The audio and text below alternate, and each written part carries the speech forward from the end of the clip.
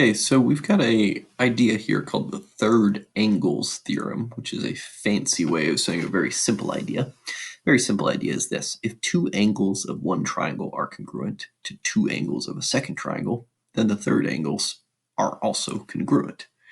Okay, so let's think about that. If these three angles need to add up to 180, and these three angles need to add up to 180, because all triangles add up to 180, then if these two are the same as these two, well, these two plus something equals 180, and these two, which were the same, must add the same amount to get to 180.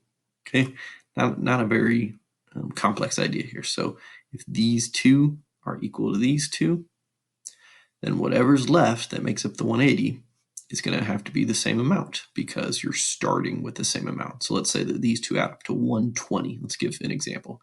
So these two add up to 120. Okay, so these two also add up to 120.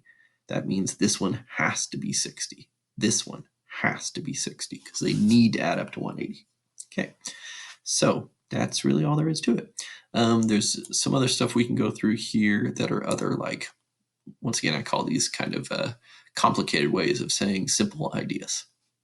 So, and really, when I say complicated, it's not complicated. It's just a symbolic representation. The easiest way for me is just to see images that make sense. So I say this is complicated, but really it's just sort of a description of what we're seeing in these pictures without the pictures. So let's look at these. The reflexive property of triangle congruence says that if I have triangle ABC, it is congruent to triangle ABC. So if you have the same exact object, the same exact triangle twice, well, obviously they're congruent.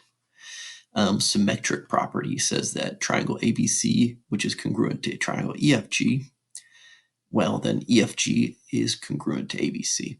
Okay, that's like if you say 2 plus 2 equals 4 and 4 equals 2 plus 2. It's just saying that those equal signs don't have like a direction to them.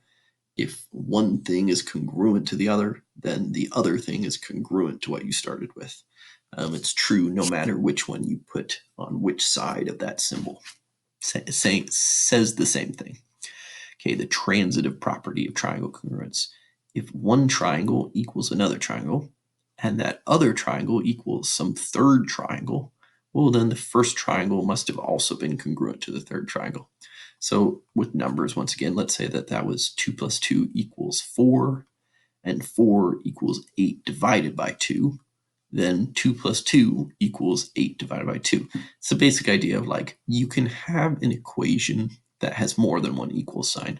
We could write triangle ABC is congruent to EFG is congruent to JKL. I could put like all three of those triangles into one line. It would have two congruent symbols in it, but it would be basically saying that my first triangle is congruent to my second triangle triangle is congruent to my third triangle. Well, that must mean that the first and third triangles are also congruent because they're both the same as the one in the middle, so they must be the same as each other. And that's it. So we can wrap that little explanation up and move on to example number 3 next.